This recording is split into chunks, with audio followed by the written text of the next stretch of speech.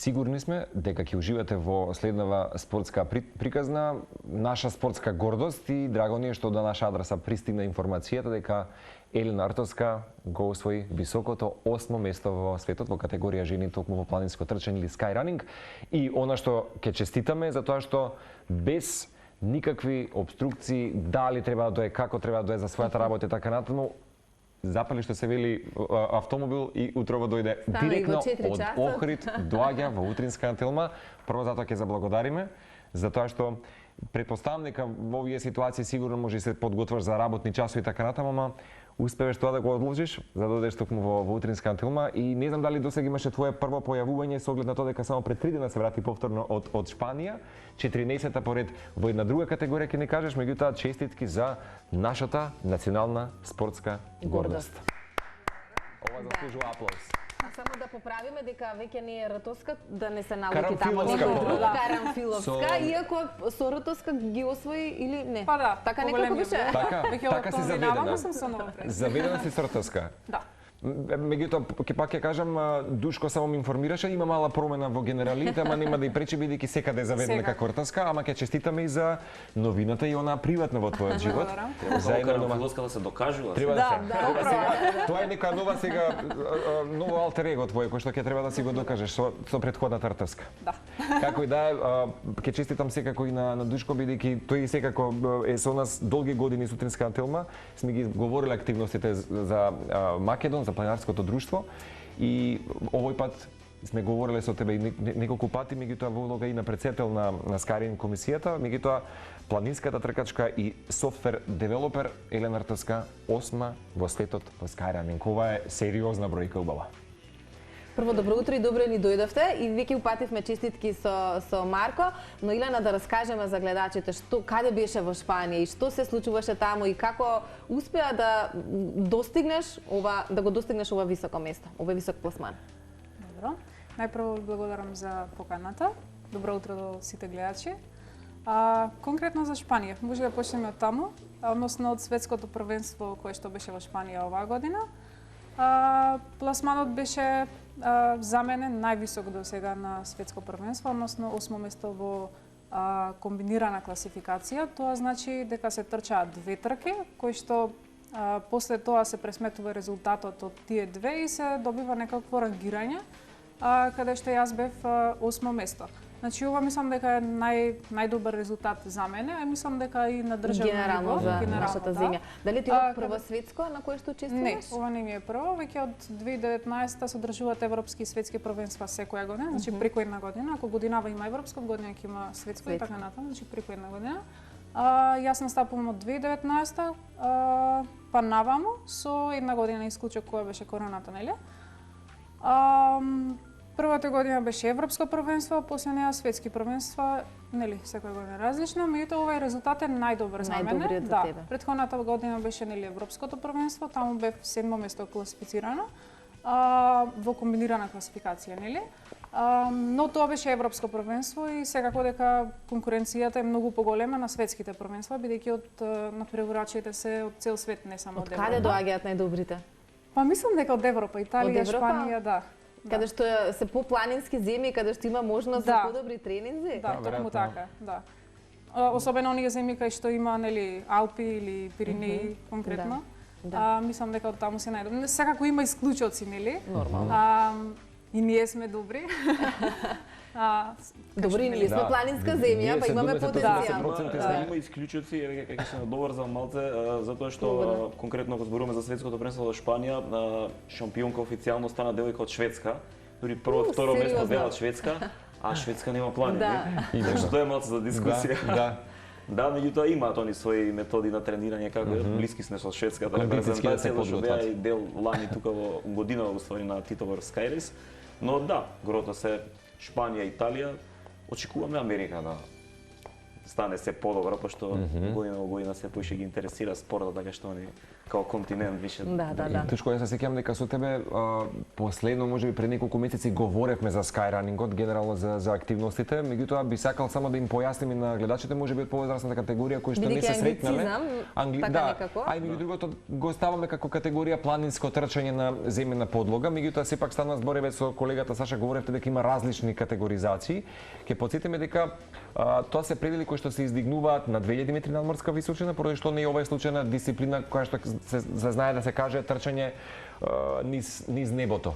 Бидејќи практично сте баш тука со облаците. Точно, терминот скайранинг е универзално прифатен, не би можеле буквално да го преведеме. Именно, така е. Како термин е прифатен секаде скайранинг. Сега, која е разликата меѓу скайранингот и трейл трчањето? Имам неколку повеќе параметри, меѓутоа да поедноставиме работата и објаснувањето, скайранингот најчесто бара одредени параметри и критериуми кои што мора да се исполнува, да речем конкретната трка за да биде скайранинг и да оддели од оние трейл трчања, например да биде 60-70% од нејзината должина над 2000 метри на планина, да има одреден нагиб, нели, во однос проценти во однос на должината. И тоа висината мора да биде над 2000 метри или нешто подолу е тоа, не е веќе. Може да биде и подолу, меѓутоа треба поголем дел од неа, значи во процент да биде над 2000 метри, да, за да влезе. Сега постојат повеќе категории, како што каже Елена, скайранинг, класичен скайранинг, ултра скайранинг, кој што подразбира многу подолга километража и поголема висинска разлика која се совладува, и вертикален километар, нели трка од една точка доле која завршува до горе. Тоа се најчесто кратки, должински трки, да речем 4 до 5 километри, меѓутоа може да се совладува голема висина, значи некои 1000 метри што буквално е вертикала. Експозивно, кога се случува скайранингот, јас првпат се сретнав со терминологиите баш во тој период, можеби за време на пандемија, кога одлучија многу луѓе нели да ги искористат своите животни квалитети баш во спортот, ама скайранингот тогаш баш првпат го сретнав. Како категорија се појавува 90-тите години во Италија од оние што сега водат таа светска скайранинг федерација, италијанците, и тогаш се појавува, меѓутоа експанзијата ја добила веќе 2000-те и 2000 некоја 5-6 година. Кај нас ние континуитет веќе држиме некој, како што каже Елена, една деценија можеби? Како? Една деценија можеби има експоненцијален раст на, И повеќе, значи веќе 6 години поред Македонија учествува на тие европски или светски првенства, што е за пофалба во однос на регионот и на се она што треба да го обезбедиме за. Не само што учествуваме и значајни резултати. И да, напредуваме, идеме скала по скала нагоре, така што јас сум сигурен дека еве и следната година и Елена и сите целата заедница што е ќе бидат уште помотивирани да нели да покажат што се најдобри, така што очекуваме да видиме каде ќе биде следното европско првенство следната година и верувам дека пак репрезентација ќе се има. Ќе се пријавиш така и на европски и на светско. Прво на државно првенство, зашто таму нели се квалификуваат така оди процесот, да, кои што ќе одат после тоа на европско првенство, бидејќи следната година е европско првенство. Така што квалификациона трка ќе биде Титоврв следнава година за вертикален километар и за класик дисциплина, додека пак за утра ќе има најверојатно некоја друга трка. Така што јас планирам да се надпреварувам за класик, нели, во тие две дисциплини за комбиниран пласман, така што ќе одам на Тоа ти е познат или непознат терен? Познат. Така. Значи од 2019 навам се надпреварувам. Има ли нешто што не е познато во Македонија за тебе, Елена? Веројатно не. Веројатно утри дистанци, нели 100 км плюс така натаму, најдолго зашто ми е 65 км. Подолго тоа неам, меѓутоа има трки кај што се неам пријавено, особено долги дистанци. Меѓутоа за скайранинг, мислам дека ги имам трчано повеќе. Сите во наша, да. Ајде малку ќе се навратиме на Шпанија, бидејќи таму ни е фокусот. Тоа е местото кое што те направи, односно ти ја донесе оваа највисока титула, да. Каде се одржуваше, за каква трка стануваше збор, колку висински искачуваше, колку траеше, колку километри се зад тебе, малку да ги доближиме тие детали за гледачите. Така. Светското првенство се одржуваше во Сорија, Шпанија. Таму се трчаше, таму трчав две трки, вертикален километар, нели, вертикален километар е 1000 метри висинско искачување, да, со околу 4-5 километри, 4 нешто, 4,8 мислам дека беше километри. И класик, кој што беше од 30 километри, со 2000 нешто искачување. Резултатот мислам дека беше добар на двете трки и пресметката на крај испадна дека е, нели, осмо пласирана.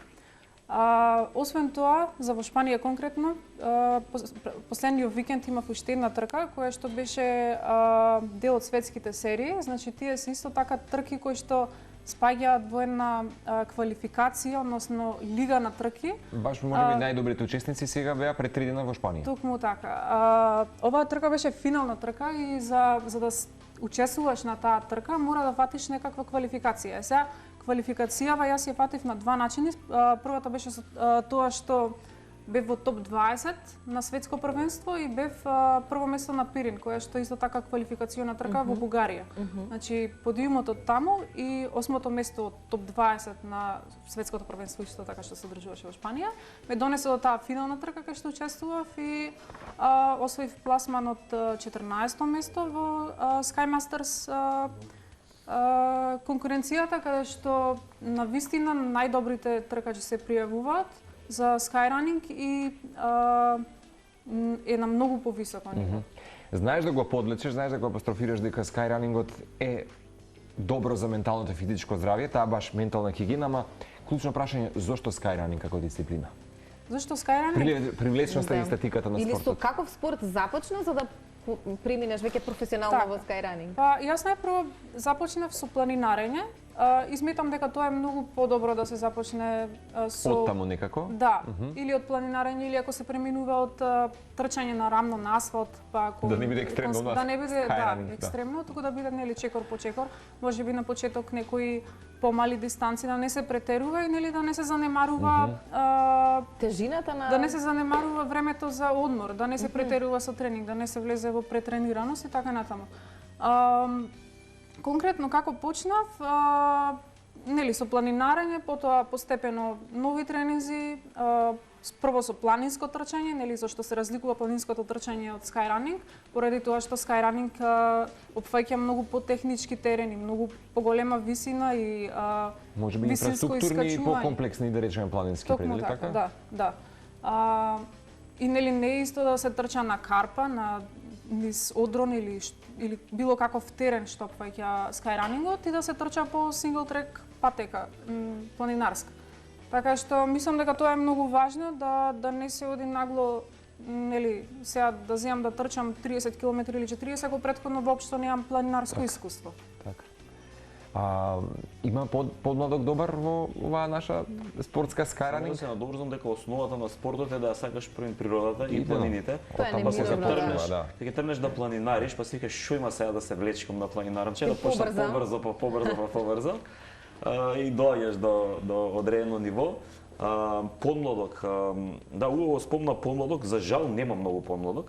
Општо и во овој спорт, и ако ја земеме и атлетиката. Затоа ние пробуваме Skyrunning комисијата и минатата година и за следнава ќе проба малце да ги мотивира, затоа што постои и следната година ќе има исто така светско првенство за младинци, што опфаќа категории од 14 години до 23. Тоа се 4 категории кои што се распределени и за нив исто има првенство и во склоп на сега трката што имаше посебна категорија Under 23. Тоа се трки кои што се малце скратени, не се до таа категорија или таа ниво на должина или на екстремност, посебно за тие категории 14-16 години. Така што еве ние за следната година и на трката Тито Врв и општо имаме во план формирање на национална лига која што ќе биде, за да ги мотивираме сите тие помлади, без разлика може да се бават и со атлетика, со трчање на рамно, да пробаат на планина, така што имаме некои начини како би ги мотивирале сите тие да дојдат и зошто да не следната година од 1 до 3 август е младинското првенство во Италија, да имаме и таму представници. Пак во соседството следната година во септември ние и сениорското. Има и сениорско светско првенство кое што опфаќа категорија од 40 години до 55 плюс. Имаме за таму надпреварувачи? За таму имаме и тоа имаме добри надпреварувачи, така што имам чувство, може ќе ме грешам, дека некако во Елена исклучок секако, но во подоцнежни години, веројатно кога повеќе работи ќе пробаш во животот и можеби во подоцнежни години ќе се одлучиш и за Skyrunning.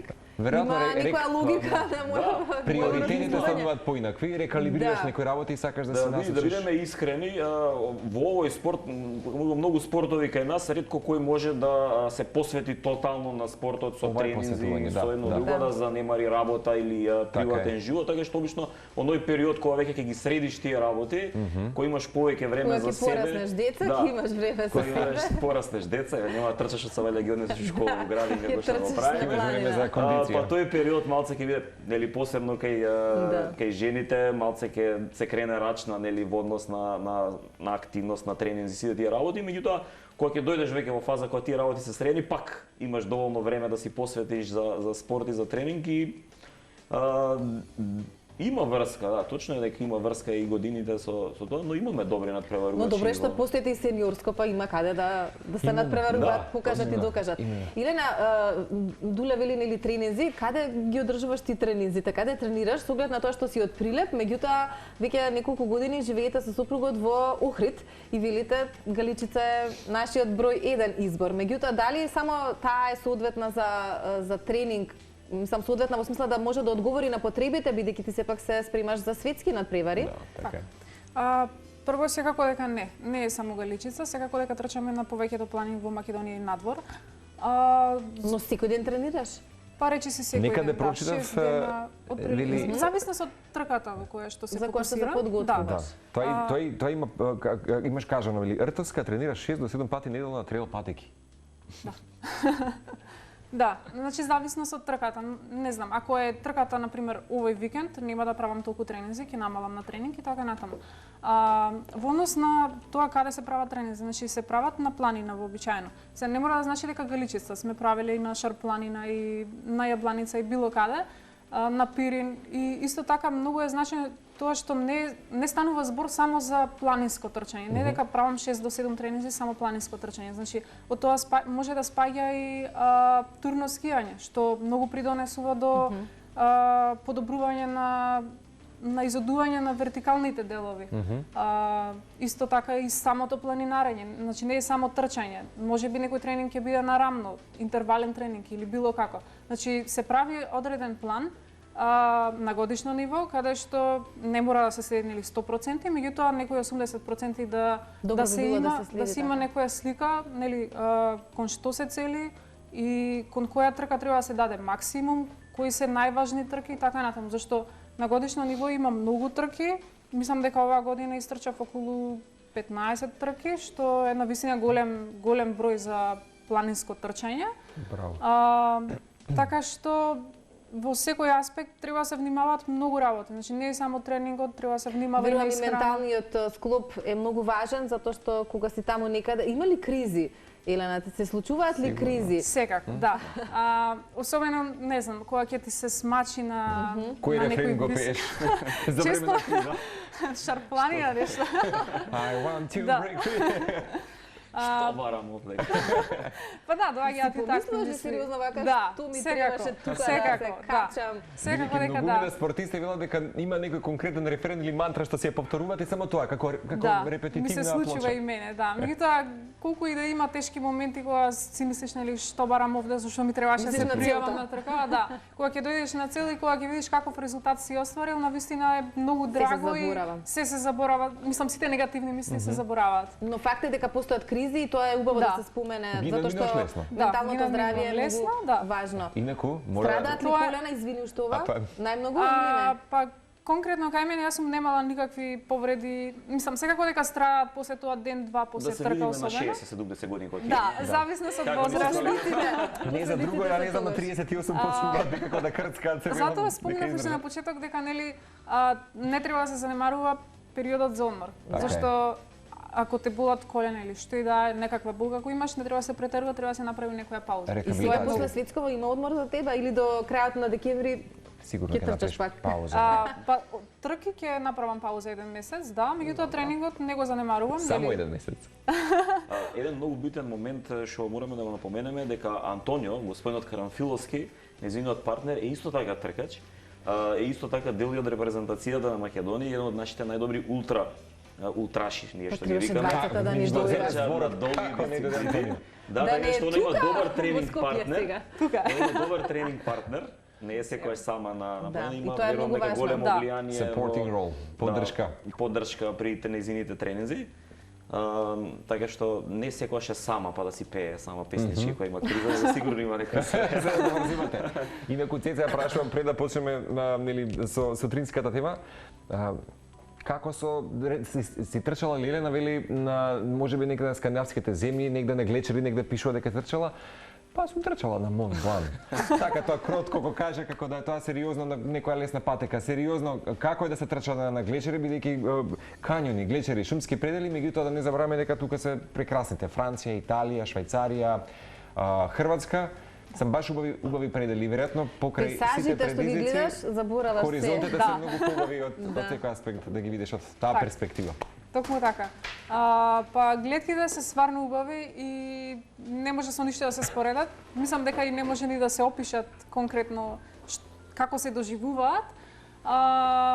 Меѓутоа,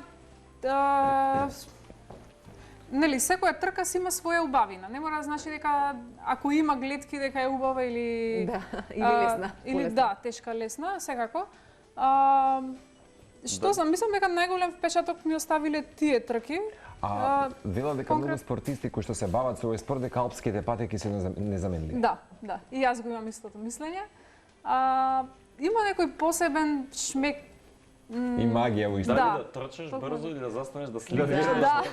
Што да направиш? Го екранизираш сето тоа на свој Знаеш, начин. многу често на тие трки сега си на некоја позиција кај што стварно е преубаво и сега знаеш дека не знаеш кога следен пат би дошол пак Така е, таму. така е.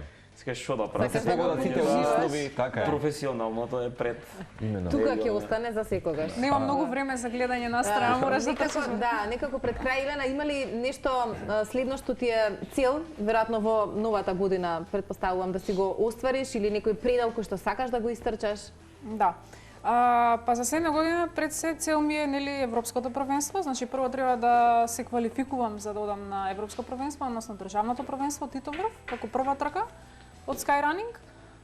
Секако останатите трки од Skyrunning во земјава и од околинава.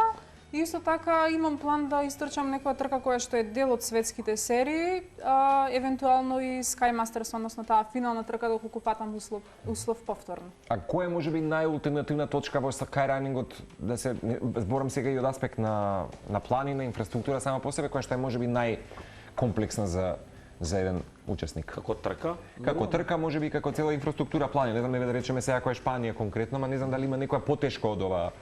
Во однос на потешки трки има доста. Обично сите трки имаат одредена оценка А+, и така натаму, во зависност од тоа каков е теренот. Сега има не мора да биде долга трката во однос на километри, може да биде до 20 километри, меѓутоа да има некои технички Да, моменти, екстремно тешка. нели карпа, па Така е. користите Некој направи? јаже и стајла кај што треба да се спуштите или да се качите, некои такви моменти. Има такви трки, тие се претежно алпскиот дел Италија, кај што се Алпите тука, да. Цеца ќе се смее ќе рече Марк толку сме, ама јас морам уште Само едно да прашам. прашање и не смееме да го избегнеме моментот дека всушност изработи како дипломска работа веб апликација за планински туризам и најважното дека си добитничка на наградата на 3 ноември твојот роден град. 13. Така е. 3 ноември. 13 ноември за Скопје. Да, апликацијата е пред 3 години кога дипломирав. Функционална е за сите? Не е објавена, не е функционална. Нели, на локално си функционира, меѓутоа не ми е објавена. Што знам, можеби ако се појави интерес и ако има потреба таква апликација би ја објавила некоја секако нели со доработка на истата, бидејќи не е на некое многу високо ниво. Меѓутоа да, има добри функционалности кај што може да се букираат рути, да се наоѓаат туристички водичи, да се наоѓа смештај поврзано со букинг и така натаму. Многу функционалности кои што се поврзани и мислам дека би биле корисни. Дами и господа, Елена Артовска, Карамфиловска. пардон, Антонио Карамфиловска, сега во нова улога со ново презиме. Те чекаме и не се ни сомневам дека ќе има уште поголеми резултати. 8 шампионка во светот и национална гордост. Секоја чест уште еднаш. Благодариме, да. Ми беше драго, а се надевам дека и гледачите уживаа во оваа успешна спортска приказна која што веруваме дека ќе мотивира и многу други.